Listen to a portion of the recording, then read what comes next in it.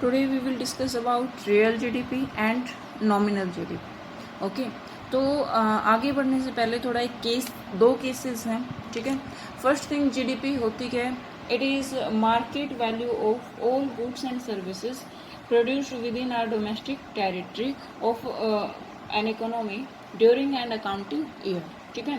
तो GDP basically होती क्या है कि किसी भी अकाउंटिंग ईयर में market value of all goods and services, जब भी जीडीपी देखते हैं कि जितने भी गुड्स एंड सर्विसेज इकोनॉमी में प्रोड्यूस हुई है उनकी मार्केट वैल्यू क्या है, ठीक है। तो सपोज एक यानी सपोज 100 मीटर हमने कपड़ा क्या किया है, प्रोड्यूस किया है, और 5 रुपये पर मीटर की क्या है वैल्यू है, ठीक है। तो कपड़ा कितने का प्रोड्यूस किया? 500 रुपये का। गेहूँ सपोज कितनी हमने 100 टन प्रोड्यूस की है और पर टन कितनी है 10 रुपये, मतलब ऐसा हाइपोथेटिकली मान लेते हैं, ठीक है। तो 10 रुपये, तो टोटल जो गेहूं का प्रोडक्शन हुआ कितना है 1000। तो सपोज इकोनॉमी में दो ही वो है गुड्स हैं, तो दोनों की मार्केट वैल्यू कितनी होगी? 500, यहाँ 1000 ही है, तो टोटल मार्केट वैल्यू कितनी होगी? 1500। 1500 क्या होगी? जीडीपी होगी, ठीक है। मैं फिर से बता रही हूँ कि जितने भी गुड्स एंड सर्विसेज है उनकी मार्केट वैल्यू का जो सम है वो क्या हो जाएगा? जीडीपी हो जाएगा। अपनी इकोनॉमी में दो ही गुड्स हैं, ठीक है। एक कपड़ा जो कि 500 रुपये का है, यानी टोटल कपड़ा कितना है 100 मीटर, एंड 5 पर मीटर इसका प्राइस है। तो टोटल कितने रुपए का कपड़ा प्रोड्यूस किया? 500 रुपये का। एंड अगर मैं गेहूं की बात करूं तो टोटल जो गेहूं है वो कितनी 100 टन हमने क्या किया? प्रोड्यूस किया। एंड जो पर टन जो गेहूं का जो वैल्यू है, प्राइस है, वो कितना है 10 पर टन। तो कितना हुआ 1000 सपोज रुपीज़ का वो क्या हो गया? गेहूं का प्रोडक्शन हुआ। तो टोटल 1500 रुपये क्या हुई? जीडीपी हुई। ऐसा जस्ट समझाने के लिए है, ठीक है। बाकी ये वैल्यूज करोड़ों में होती है, ओके। तो जीडीपी को आप कह सकते हो, मैंने प्राइस इनटू क्वांटिटी, जब भी हम जीडीपी निकालेंगे तो कितने रुपए के क्या क्वांटिटी हमने प्रोड्यूस की। चलिए इसमें एग्जांपल में ही देख लेते हैं। ये सपोज 2011-12 का क्या है डाटा है, ओके। तो क्वांटिटी है, यहाँ कोई भी कोमोडिटी है, ए कोमोडिटी, उसकी जो क्वांटिटी है वो कितनी है 20 यूनिट्स, ठीक है। एंड प्राइस कितना है 100, तो टोटल 100 पर यूनिट, ठीक है। तो टोटल कितने की एक कोमोडिटी की कितने रुपए की एक तरह से कितने रुपए का हमने जीडीपी नहीं सॉरी कितने रुपए की ये कोमोडिटी बना दी? 2000 रुपीज़ की कोमोडिटी हमने ये बना दी है, ओके। फिर कोई बी कोमोडिटी है जिसकी जो क्वांटिटी है कितनी है 100 units and price is 5 per unit. तो कितने रुपए की बी कोमोडिटी बन गई? 500 रुपये की, 500 करोड़ की, करोड़ों में है ये, ठीक है। कोई सी कोमोडिटी है, क्वांटिटी कितनी है 5 units and price is 500 per unit. तो कितने करोड़ की बन गई? 2500 करोड़ की। तो जो टोटल जीडीपी है, यानी 2000 की एक करोड़ की एक कोमोडिटी, 500 करोड़ की एक कोमोडिटी, 2500 करोड़ की एक कोमोडिटी, तो इकोनॉमी में सपोज 3 ही कोमोडिटी है, ऐसा हम मान लेते हैं। तो टोटल जीडीपी कितनी हो गई? 5000 करोड़ की जीडीपी हो गई, ठीक है। तो जीडीपी एक तरह से हम कह सकते हैं गुड्स का, कैसे निकाला हमने? गुड्स का प्राइस और उसकी क्वांटिटी से मल्टीप्लाई कर दी, ठीक है। यहाँ पर भी हमने क्वांटिटी प्राइस की मल्टीप्लाई करके बताया कि कितने रुपए का एक कोमोडिटी बनी है, कितने की सेकंड, कितने की थर्ड, और फिर ये क्या आ गई है? जीडीपी आ गई है, ठीक है। अब एक है सपोज ये जो भी डाटा है नेक्स्ट इज 18-19 का डाटा है, सेम कोमोडिटी है ABC, वही कोमोडिटी।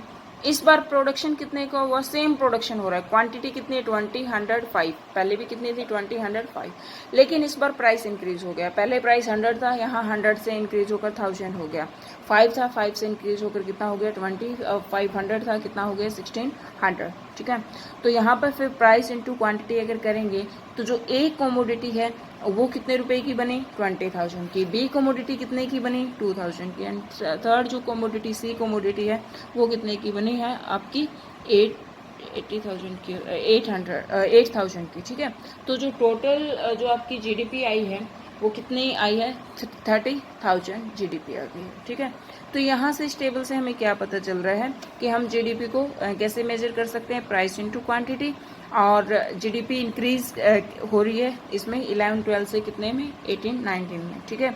और जीडीपी इंक्रीज किस वजह से हो रही है ये भी आप देख लो। क्वांटिटी क्या है? सेम है, जस्ट प्राइस यहाँ पर क्या हुआ है? इंक्रीज हुआ है, और जीडीपी क्या हो गई है? इंक्रीज हो गई है। ये तो है केस नंबर 1। अब मैं केस नंबर 2 बताने जा रही हूँ। केस नंबर 2 में क्या है? पहला तो केस एज इट इज़, मतलब जो इनिशियल जो हमने लिया था एज इट इज़ है। इसमें आप देखोगे कि मैंने प्राइस को क्या रखा है, कांस्टेंट रखा। प्राइस पहले भी इतने थे, अभी भी इतने हैं। जीडीपी अब इंक्रीज हुए किस वजह से, क्वांटिटी इंक्रीज हो गई है। पहले 20 थी ये कमोडिटी की क्वांटिटी, अब कितनी हो गई है, ये 30 हो गई है। पहले कितनी थी 100, अब कितनी हुई है 200। पहले क्वांटिटी थी 5, अब कितनी हो गई है 10 हो गई है। ठीक है, प्राइस क्या है, सेम है। तो यहाँ पर जो अपनी जीडीपी है वो इंक्रीज हो गई, कितनी हो गई है 9000 हो गई है। ठीक है, जो प्रीवियस केस था उसमें तो जीडीपी इंक्रीज हुई है because of increase in price, और यहाँ पर जो इंक्रीज हुई है जीडीपी वो किस वजह से इंक्रीज हुई है, बिकॉज ऑफ क्वांटिटी। ठीक है, तो अब थोड़ा रियल और नॉमिनल जीडीपी की बात करें तो जो रियल जीडीपी होती है उसको जीडीपी बोलते हैं एट कांस्टेंट प्राइसेस। ये रियल जीडीपी है। रियल जीडीपी क्यों है, क्योंकि मैंने प्राइस क्या रखा है, कांस्टेंट। अगर आप जीडीपी इस तरीके से निकालते हो कि प्राइस को कांस्टेंट रखते हो, ठीक है, फिर अगर जीडीपी निकालते हो तो उसको बोलोगे रियल जीडीपी। ये जो एग्जांपल है ये किसका है, रियल जीडीपी का।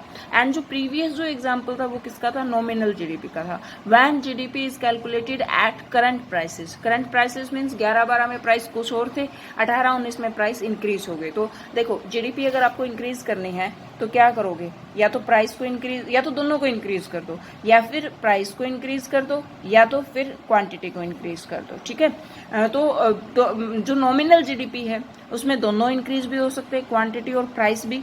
और उसमें ऐसा भी हो सकता है कि क्वांटिटी इंक्रीज ना हो, जस्ट प्राइस इंक्रीज हो, तब भी जीडीपी इंक्रीज हो जाती है। तो आप थोड़ा सा भी अगर सोचोगे तो एक तरह से सही जो मेथड है जीडीपी को कैलकुलेट करने का वो कांस्टेंट प्राइसेस पे होना चाहिए या फिर करंट प्राइसेस पे। आई थिंक नहीं होना ही चाहिए। रियल जीडीपी एक तरह से सही एक मेथड है कैलकुलेशन जो जीडीपी अच्छे से होती है, क्योंकि रियल जीडीपी किस वजह से इंक्रीज होगी, because of increase in quantity. ठीक है, because of increase in production. ठीक है, तो यहाँ पर प्रोडक्शन ही तो इंक्रीज होना चाहिए। जब एक्चुअल में गुड्स एंड सर्विसेज का प्रोडक्शन होगा तभी तो लोगों को एम्प्लॉयमेंट मिलेगा। ठीक है, तभी तो इनकम बढ़ेगी। प्रोडक्शन हो नहीं रहा, जस्ट प्राइसेस इंक्रीज हो रहे, तो ऐसे में तो एक तरह से परचेजिंग पावर ही कम होती है। एक तरह से पुअर पीपल है उनकी परचेजिंग पावर कम होती है, बर्डन उन्हीं के ऊपर तो आता है। ठीक है, तो रियल जीडीपी में क्या होगा, GDP is measured at constant prices, this is the example, and nominal GDP when GDP is calculated at current prices. That was the example of previous example was the example of nominal GDP. Okay, तो इतनी सी बात थी real और nominal GDP की। Real GDP is better than nominal GDP because it shows the actual flow of goods and services in an economy. Okay, अब बात आती है इसकी न्यूमेरिकल्स की। तो जो रियल जीडीपी है, मैं इसका एक न्यूमेरिकल का जो फॉर्मूला है वो बता देती हूँ। रियल जीडीपी, सपोज हमें नॉमिनल जीडीपी गिवन है। ठीक है, नॉमिनल जीडीपी में से अगर आप जीडीपी डिफ्लेटर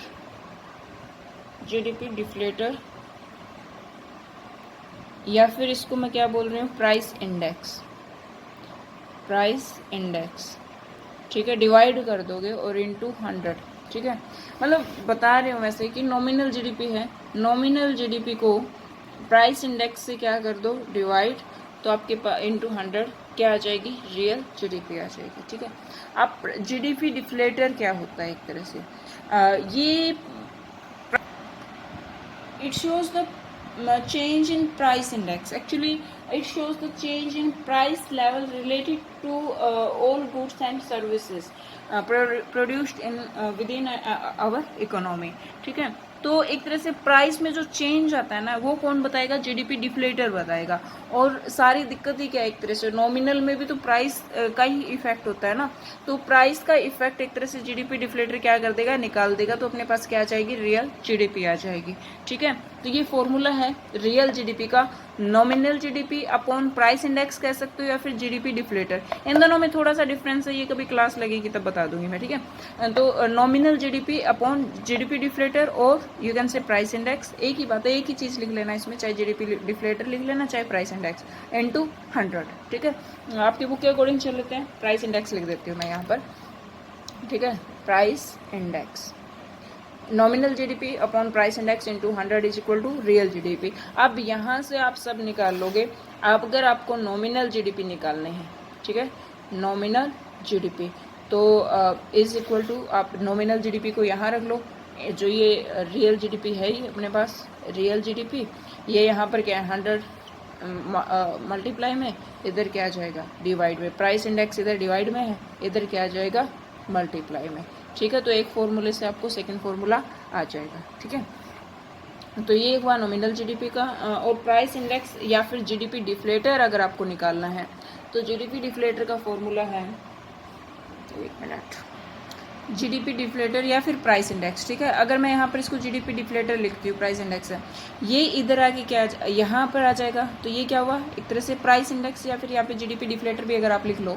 चलिए जीडीपी डिफ्लेटर एक ही बात है बेटा, एक बारी के लिए एक ही बात समझ लो, इसको स्लाइटली थोड़ा सा डिफरेंस हो।